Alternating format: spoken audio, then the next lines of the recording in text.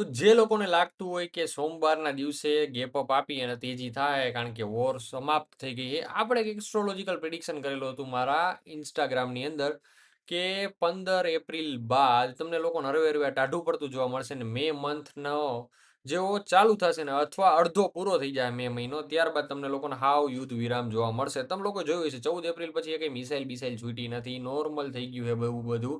એકાદી મિસાઇલ છૂટી હોય પણ માર્કેટ ઉપર એટલો અસર થયો નથી. છતાંય માર્કેટે થોડીક તેજી દેખાડીને વધુ મંદી દેખાડી છે. તો હવે આ વસ્તુને ધ્યાનમાં રાખો. કદાચ વોર સમાપ્ત થઈ જાય તો માર્કેટ આખું વરસ ઉપર નીચે નીચે ઉપર જ રહેવાનું છે. જેટલા લોકો આ વાત હારે સમજશે એ નીચે કરી દો કોમેન્ટ. અને જે લોકોને લાગે છે કે તેજી એ લોકો આ વિડીયો શાંતિથી જોજો કારણ કે તમારા બધાના હું ભ્રમ ઉડાડી દઈશ. તો તમારી સામે મારો ચાર્ટ ઓપન જેવા ચાર્ટ તમે લોકો જોઈ શકો છો. જેમાં શું દેખાય છે કે ભાઈ મેં એક એનાલિસિસ કરીને દીધેલું હતું. આ આપણી ગુજરાતી ચેનલ છે, નવી હિન્દી ચેનલ સ્ટાર્ટ થઈ છે. તો એ આપણા ટેલિગ્રામની ચેનલની લિંક છે નીચે ડિસ્ક્રિપ્શનમાં. ત્યાંથી તમે મને ટેલિગ્રામમાં ફોલો કરો ને ત્યાં તમને મળી જાય હિન્દીની ચેનલ કે જ્યાં ફોરેક્સને લગતો કન્ટેન્ટ આવશે, સાથે સાથે એનાલિસિસ વિડીયો આવશે હિન્દી લેંગ્વેજમાં. અહીંયા આપણે slow and study learning videos નાખશું. અને મોટા જે એનાલિસિસ હશે કે જે આઈએમપી હશે બરોબર છે એવા એનાલિસિસ વિડીયો અહીંયા નાખવામાં આવશે. સો તમે લોકો જોઈ શકો છો 24,600 નું મેં રેઝિસ્ટન્સ કીધેલું હતું અને અહીંથી એક મંદી માટેનો મેં સેટઅપ આરઆર મતલબ કે રિસ્ક રિવર્ડ ડ્રો કરીને દીધેલો હતો. ત્યારથી માર્કેટ નીચે ફોલ થયો સપોર્ટ સુધી. અહીંથી મેં કીધું 23,800 નું લેવલ તૂટે પછી મંદી થશે. અહીંયાથી માર્કેટ રિવર્સ થઈ પછી ઉપર ગઈ હતી. અહીંયાથી મેં કીધું કે 24,600 નું રેઝિસ્ટન્સ, ત્યારબાદ કીધું હતું કે અહીંથી 23,800 તૂટે એટલે મંદી. 23,800 તૂટ્યો. આ બુલ ટ્રેપ કર્યો મેં વિડીયોમાં પણ કીધેલું હતું. ને ત્યારબાદ તમે લોકો જોવા જાવ આપણો જે ટાર્ગેટ હતો 23,000 અને આ શું જે લાઈન ડ્રો કરીને દીધેલો છે 23,100. એટલે તમે લોકો જોઈ શકો 1 ડે ટાઈમ ફ્રેમની અંદર. હવે આ બધું પહેલા હું ડિલીટ કરી દઉં કારણ કે જૂના જે એનાલિસિસ છે એનું મારે તમને લોકોને ગણિત દેખાડવું હતું એ દેખાડાઈ ગયું. આનો લો તમે લોકો જોવા જાવ કેટલો છે 23,300. એની જે મોટી સ્પાઇક વાળી કેન્ડલ છે એનો લો છે 23,100. તો હવે હું રિવર્સ તમને કરીને દેખાડું. આ તમે ચોખ્ખું લેવલ જોઈ શકો છો જે મેં ડ્રો કરીને દીધેલું હતું. આ પીળી લીટી કેટલાની છે 23,099ની. હજી 23,000 તૂટ્યું. હવે તમે લોકો કહો કે ભાઈ આ તો ટચ થઈને નીકળી ગયું. બટ ટચ થઈને નીકળી ગયું વાળા આવો મિત્રો અહીંયા તમે લોકો જોઈ શકો છો 5 બગડા મેં એકવાર દેખાડવાના કીધા હતા. હજી એકવાર હું દેખાડવાના તમને કહું છું. રાહ જોઈ જાવ. જો રેઝિસ્ટન્સ બ્રેક નથી થતું આ તો તમને 5 બગડા અને 21,800 જોવા મળશે. હવે તમે લોકો કહો સ્ટેટમેન્ટ તમે પ્રશાંતભાઈ જે દ્યો છો એ કઈ રીતે દ્યો છો બરોબર. તો પહેલા હું આ જૂના લેવલ્સ ડિલીટ કરી દઉં. પછી તમને લોકોને વીકલી એનાલિસિસ આ વિડીયોમાં જોવા મળશે ને ત્યારબાદ આખે આખું હું તમને કાલના દિવસમાં કઈ રીતે ટ્રેડ કરવો એ કહી દઉં. જે લોકોને ઉતાવળ છે એ લોકો માટે અત્યારે જ ક્લિયર કરી દઉં. કાલના દિવસમાં માર્કેટ વોલ્ટાઇલ રહેશે બરોબર છે. એ એક એસ્ટ્રોલોજીકલ રીઝનથી હું કહું જે જૂના સબસ્ક્રાઈબર છે એ કોમેન્ટ કરી દો કે કાલે શું છે જેના કારણે માર્કેટ વોલ્ટાઇલ લેશે હું કહું છું બરોબર છે. એસ્ટ્રોલોજીકલ જે ઇવેન્ટ છે એ તમારી રીતે ફાઇન્ડ આઉટ ખાલી કરી લ્યો. હોશિયાર છે એ લોકોને લાઈટ થઈ ગઈ છે. હવે હું વાત કરી દઉં પેલા 15 મિનિટના સેટઅપ ઉપરથી કે મને કાલ મંદી શું કરવા દેખાય છે. તો તમને લોકો જે જૂના છે એને ખબર છે કે આપણો 200 EMA નો સેટઅપ છે બરોબર કે 50 EMA ઉપર માર્કેટ જાય ત્યારે ફરજિયાત 200 EMA ને ટચ કરે 15 મિનિટના ટાઈમ ફ્રેમમાં. ત્યારબાદ 30 મિનિટના ટાઈમ ફ્રેમમાં પણ એ જોવા મળે. તો સેમ વસ્તુ થયું. 30 મિનિટમાં પેલા ગેપ અપ ઓપનિંગ આપી ઉપર સ્પાઇક મારેલી હતી અને ત્યારબાદ નીચે આવ્યું 50 EMA નો સપોર્ટ લીધો છે પણ કેવી રીતે વિથ ડબલ બોટમ. એટલે અહીંયા જે પ્રીવિયસ લેવલ છે એની હારે હવે ટેલિગ્રામમાં લેવલ્સ પણ મેં નાખેલા હતા. તો તમે લોકો લાઈવ માર્કેટમાં ત્યાં લાઈવ અપડેટ મળશે સમટાઈમ્સ, રેગ્યુલર નહીં. એટલે અહીંયા હાજર રહો તો ફાયદો રહેશે.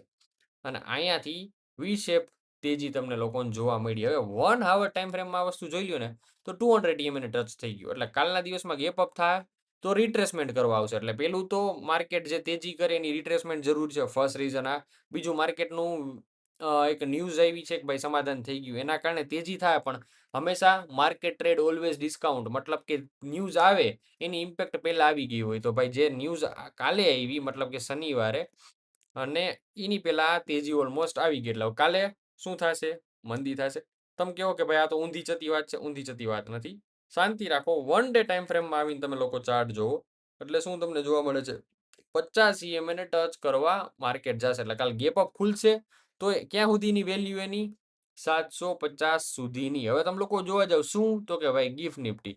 તો ગિફ્ટ નિફ્ટી અહીંયા તમે લોકો જોવા જાવ હાઈ શું માર્યો 733 નો, બરોબર છે, અને 695 એ ક્લોઝ છે, કેન્ડલ ક્લોઝ 620 નો છે. એટલે આડે ગાળે 750 ઉપરની વેલ્યુએશન નથી આવતી. સો કાલના દિવસ માટે એક તમે ફિક્સ કરી શકો છો લેવલ રેઝિસ્ટન્સનું, જે છે આ 750. રેડી?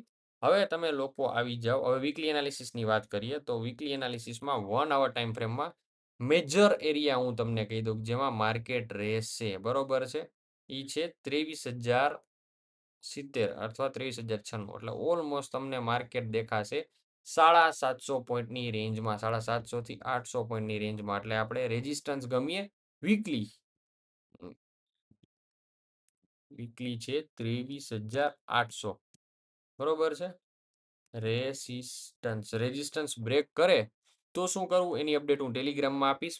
થશે તો એને હું ફેક બુલિશ બ્રેકઆઉટ કહીશ. Fake bullish breakout, not actual. કારણ કે જો હું પ્યોર તેજી ગણીશ 24,600 ઉપરથી, અત્યારે જ હું કહી દઉં પ્યોર તેજી 24,600 ઉપર, માર્કેટ એ 24,600 બ્રેક કરે, 25 ને અડે, 24,500 ને રિટ્રેસ કરીને પછી તેજી કરે તો, બરોબર છે. અત્યારે શું છે, જસ્ટ એક આ લેવલમાં કોન્સોલિડેટ થાય અને જે ફેક બ્રેકઆઉટ આવશે ને એનું લેવલ તમને કહું મજા આવે એવું 24,000 એડા પહેલા પાછું વળશે. આ ક્યાંથી? તો કે 23,986 થી પાછું વળી જાય. અહીંયા સ્પાઇક મારશે, ફેક બ્રેકઆઉટ દેખાડશે ને પછી પાછું નીચે આવશે અહીંયા સુધી 23,500 સુધી. હવે તમે કહો ઓહો લાંબુ લાંબુ થઈ ગયું, એ તો મજા આવે.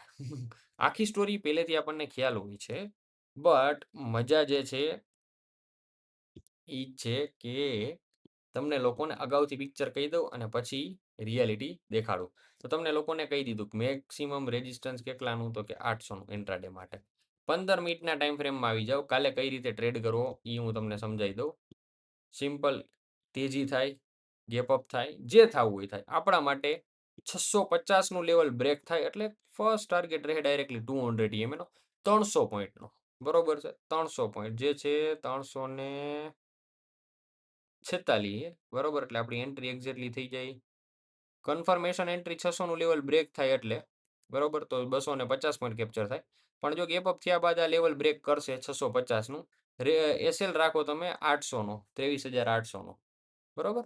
એટલે ઓલમોસ્ટ 150 પોઈન્ટનો એસએલ થયો, ટાર્ગેટ થયો 300 પોઈન્ટ. 1:2 નો રેશિયો મેન્ટેન થઈ ગયો. ઇન ધ મનીના ઓપ્શન્સ હોય એમાં 300 પોઈન્ટનો ટાર્ગેટ એટલે ઇન ધ મની તમે લીધો ને એટલે એ વસ્તુ ઓલમોસ્ટ ડબલ સમથિંગ થઈ ગયું. ઓપ્શન્સની વાત કરું, ફ્યુચરમાં તો તમને રિસ્ક રિવાર્ડ દેખાઈ ગયું, 150 જીતો, 150 હારો અને 300 જીતો, બરોબર છે.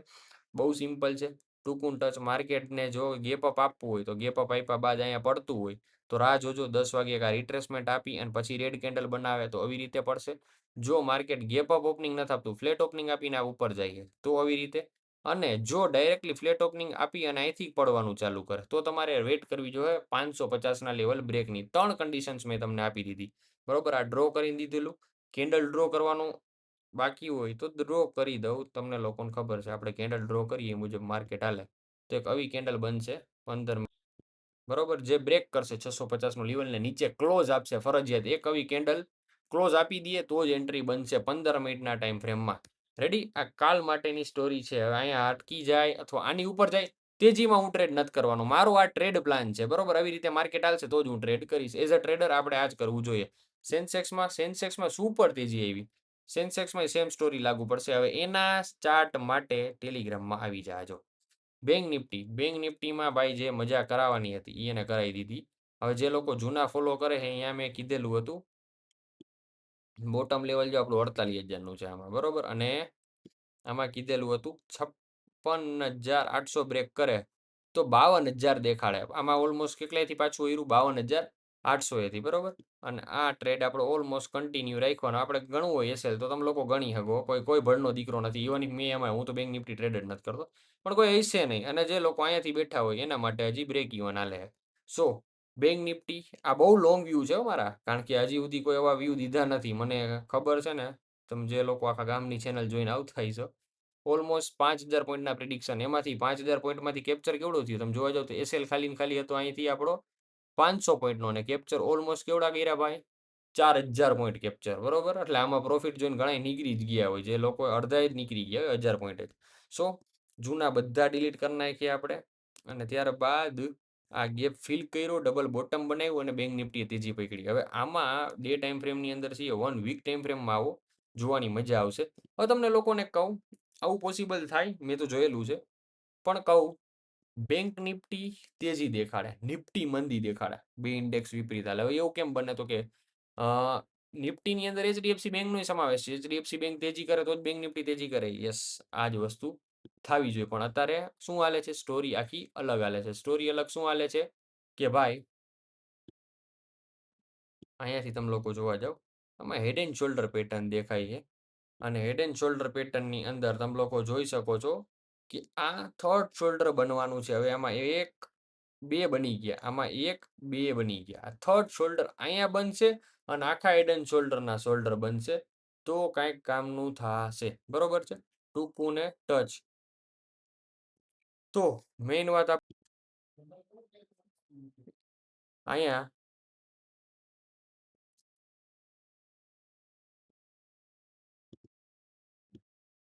અહીંયા આવી રીતે હે, અહીંયા બ્રેકઆઉટ થયું છે અને ત્યારબાદ આ હેડ એન્ડ શોલ્ડરની અંદર હેડ એન્ડ શોલ્ડર પેટર્ન બની. એટલે આ બહુ ઓછા લોકોને ક્લિક થતું હોય. એટલે આ શું કરશે? ફેક બ્રેકઆઉટ જે થયું છે ને, એને એવું દેખાડશે કે ભાઈ શું છે, એકચ્યુઅલમાં તેજી કરવા માંગે અને બધા એમાં ટ્રેપ થાય. ત્યારબાદ આ મંદી કરશે. એટલે 58,000 દેખાડી દે તો નવાઈ નહીં.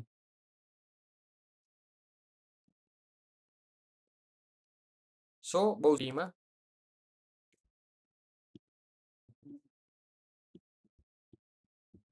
આ જે તેજી રહી ને, આ તેજી ટ્રેડ નો કરતા.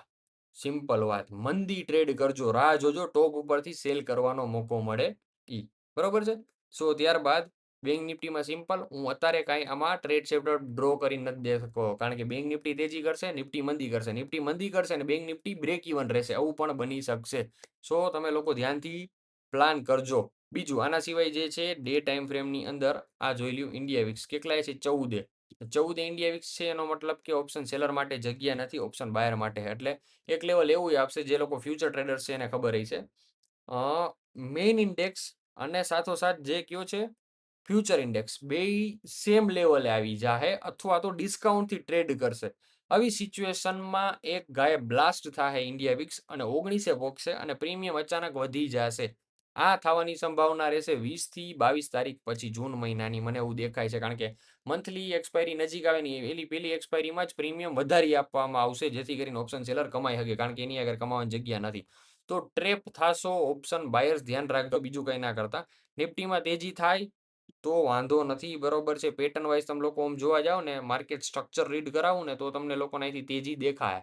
પણ હું આ વર્ષે નિફ્ટીને પોઝિટિવ રિટર્ન આપે એ રીતે જોતો નથી. બરોબર? પર્ટિક્યુલર મારો વ્યૂ ખોટો પડે તો એ મને વાંધો નથી.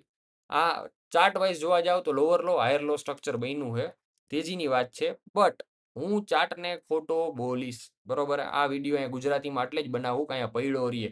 એક ચેનલ આપણી વીડી છે, જેમાં આવો અઢળક ડેટા હતો કે જેમાં કોઈને સમજાય નહીં એવા પ્રિડિક્શન્સ મેં કર્યા હતા, હું સાચો પડેલો હતો. અને અહીંયા એવા જ પ્રિડિક્શન હું મેકીશ કે જે બહુ ઇમ્પોર્ટન્ટ છે. બરોબર છે? 24,600 ઉપર જ્યારે બેંક નિફ્ટી જાહે, ત્યારે મસ્કરી થાય, ત્યારે ગમે કંઈક ખોટી ન્યૂઝ આવશે કે આ આમ છે ને તેમ છે. ગેમ ચેન્જ થાય. તમારે લોકોને જોવું હોય તો જોજો. બરોબર છે? ચાર્ટ ખોટું બોલશે, તમે લોકો ટ્રેપ થશો. આ યાદ રાખજો. જૂન મહિનાની અંદરની એ વાત છે. બરોબર? આગળ પછી જે થશે એ જોયું જાય. જૂન મહિનામાં ખાસ કરીને ધ્યાન રાખજો, ઇન્ડેક્સ તમને ટ્રેપ કરાવશે. તો મળીએ નેક્સ્ટ વિડીયોમાં. જય હિન્દ, જય